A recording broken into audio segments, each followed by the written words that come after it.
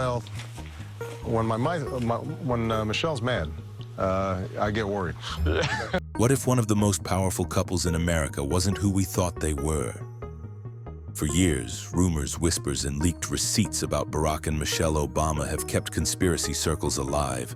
From slips of the tongue to suspicious deaths, from family drama to viral tweets, it seems like no matter how many times the rumors are dismissed, they just won't die. Some people laugh it off as internet gossip, while others swear the truth is hiding in plain sight. And now, with Jaguar Wright dragging these stories back into the spotlight, plus old clips of Joan Rivers resurfacing, the speculation has reached a fever pitch. Were the Obamas protecting an image?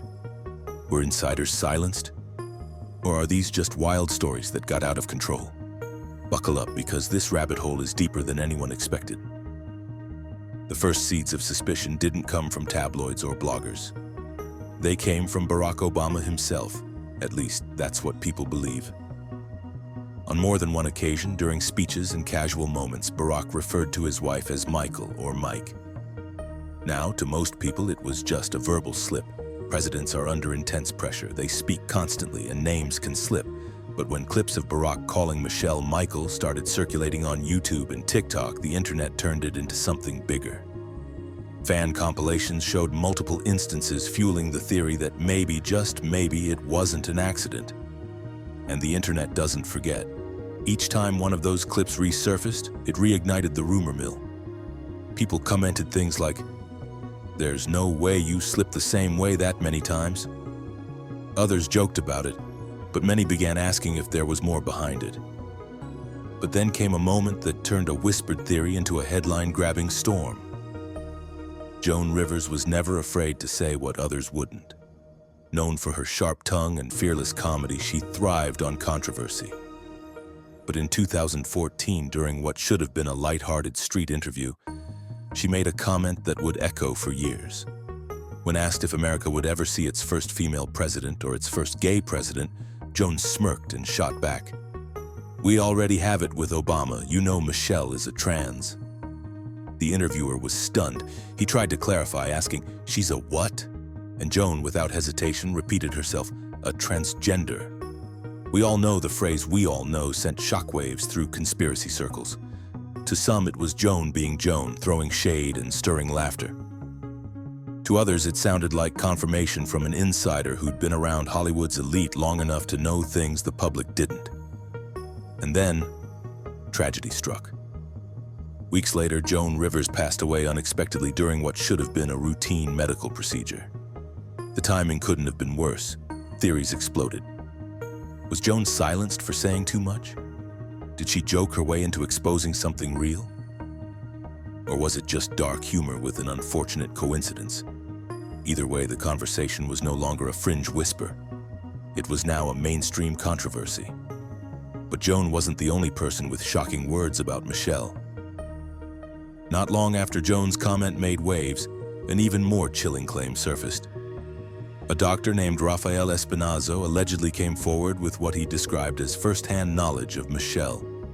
He claimed that during the 2008 presidential campaign, medical staff were restricted from examining her beyond routine vitals. And then he told a story that stunned everyone. He claimed he once walked in on Michelle in a private moment that proved she wasn't biologically female. According to him, he was paid millions to stay silent. He said, "They paid me millions for my silence. But after seeing what they did to this country, I can't keep quiet." Now, there's no verified proof that this doctor ever said these things. But once the claim hit online, it spread like wildfire. For people already suspicious, it was confirmation. For skeptics, it was just another conspiracy planted to damage the Obamas' legacy. But one detail stood out. If this was just gossip, why would anyone risk their reputation by attaching a medical background to such an outrageous story? And while a doctor's word could be dismissed as rumor, official paperwork raised even more questions. One of the most widely discussed receipts floating around involves Michelle Obama's alleged voter registration records in Illinois. According to these claims, Michelle was registered as male from 1994 until 2008. The exact year Barack launched his successful presidential run. When conspiracy forums got their hands on this supposed documentation, they declared it proof of a cover-up. How could a clerical error last 14 years, only to be fixed when her husband was stepping into the national spotlight? Of course, election boards make mistakes all the time. Names get misspelled, genders misclassified, and data errors slip through. But conspiracy theorists latched onto the timing, calling it too convenient to ignore. And if outsiders were already asking questions, things only got messier when Barack's own family added fuel to the fire. Barack Obama's half-brother, Malik Obama, has often been a thorn in his side. Known for stirring up drama on social media, Malik has repeatedly made claims that keep conspiracy watchers glued to his feed.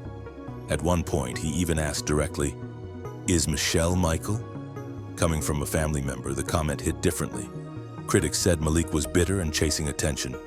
Supporters argued that if anyone knew the truth, it would be family.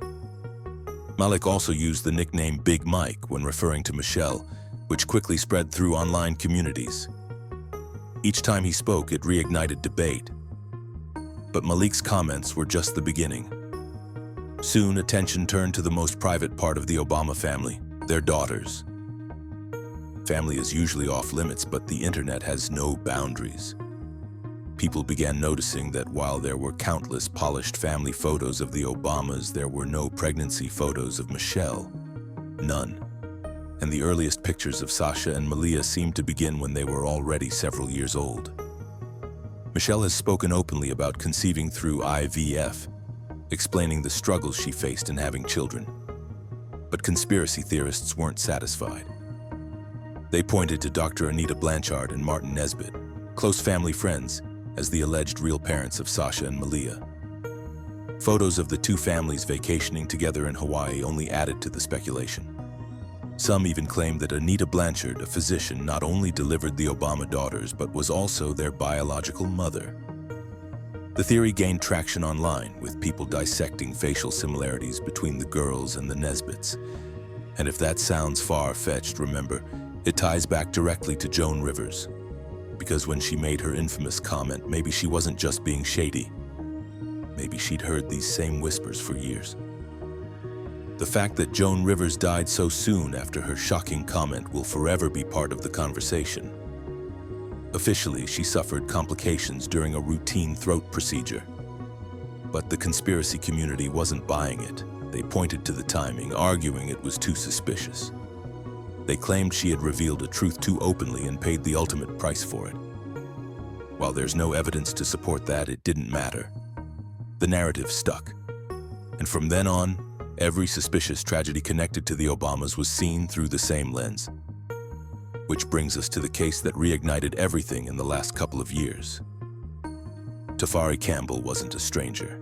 He was a beloved chef who worked for the Obamas during their White House years, and later became their personal chef after they left office. He wasn't just an employee. He was part of the family's trusted inner circle. So when news broke that Tafari drowned while paddleboarding near the Obamas' home in Martha's Vineyard, the internet exploded. The official story said he wasn't wearing a life jacket and lost his balance. But whispers began immediately. Some claimed he had head injuries. Others pointed out he was found in shallow water, less than 4 feet deep. The biggest red flag for many was that the 911 call reportedly came hours after he fell in. And then came the rumor that he had been working on a tell-all book. Whether true or not, it didn't matter. The narrative was set. Someone who knew the Obamas intimately had died under strange circumstances. And once again, suspicion spread like wildfire. And just when people thought it couldn't get messier, other public figures decided to throw their voices into the storm. Deanna Lorraine, a political commentator, mocked Michelle's Netflix documentary Becoming, tweeting, "I wonder what she is becoming."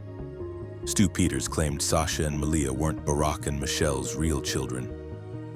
Even Chelsea Clinton was rumored to have tweeted, then deleted, comments implying Barack had married a man. And attorney Lynn Wood, known for high-profile defamation cases, made statements about the Obama children being adopted. For a lawyer to even hint at that shocked many. Now, whether these were jokes, political jabs, or genuine suspicions, they added credibility to the theory in the eyes of conspiracy circles. And then Jaguar Wright, the self-styled truth-teller of the industry. jumped in with gasoline for the fire. Jaguar Wright has built a career off spilling celebrity secrets, no matter how explosive. And when it came to Michelle Obama, she went all in. Jaguar claimed the rumors weren't just smoke, they were fire. She suggested that Michelle's alleged secret was the very reason Barack supposedly cheated. Jaguar connected dots others hadn't, weaving the identity rumors with the infidelity whispers, creating a picture of a marriage built on secrecy and appearances. For her fans, it was confirmation. For critics, it was clout chasing. But either way, Jaguar kept people talking. And her accusations linked directly to one of the biggest Obama scandals of all time. Back in 2004, a young woman named Vera Baker was working tirelessly on Barack's Senate campaign. She raised millions in donations and was a crucial figure behind the scenes. But soon, rumors spread that Barack and Vera's relationship was more than professional. A taxi driver claimed he drove them to a hotel where they allegedly spent the night. The Globe ran an explosive story about the affair, and whispers of a secret video circulated online. Vera denied it all. She even sued the publication, calling it a political smear campaign. But conspiracy theorists weren't convinced. Some claimed she was pressured into silence. Others insisted she was paid off. The alleged video never surfaced, but the story never died either. And with Jaguar Wright suggesting Barack's supposed affairs were tied to Michelle's alleged secrets, the dots connected once again. But perhaps the most revealing words didn't come from gossip sites or insiders. They came straight from Michelle herself. Michelle Obama has been brutally honest about the difficulties of her marriage. She's admitted there were 10 years when she couldn't stand Barack. She described feeling like she was raising the kids alone while he chased political ambitions. She talked about keeping score over who changed diapers, who made sacrifices, and who got to play golf. To most, her honesty was refreshing, proof that even the most admired couples go through struggles. But to conspiracy theorists, her words hinted at deeper cracks. If the marriage wasn't picture perfect, what else might not be what it seemed? And that brings us full circle back to the questions that won't go away. So what do we make of it all? Barack's slip-ups, Joan Rivers' infamous comment, Malik Obama's tweets, the voter registration mystery, the daughter's controversy, Tafari Campbell's tragic death, Vera Baker's alleged affair, and Michelle's own confessions. They all form a web of rumors that refuses to disappear. Were Joan's words comedy or coded truth? Was Jaguar Wright chasing clout or warning us? Why do the Obamas attract so many whispers even years after leaving the White House? At the end of the day, only the Obamas know the real story. But the internet doesn't let go. And every time another piece of evidence surfaces, the fire reignites. So now I'll leave it to you. Are these just conspiracy theories crafted by gossip-hungry fans? Or is there a deeper truth the world isn't ready to admit? Drop your thoughts in the comments. I want to hear what you think.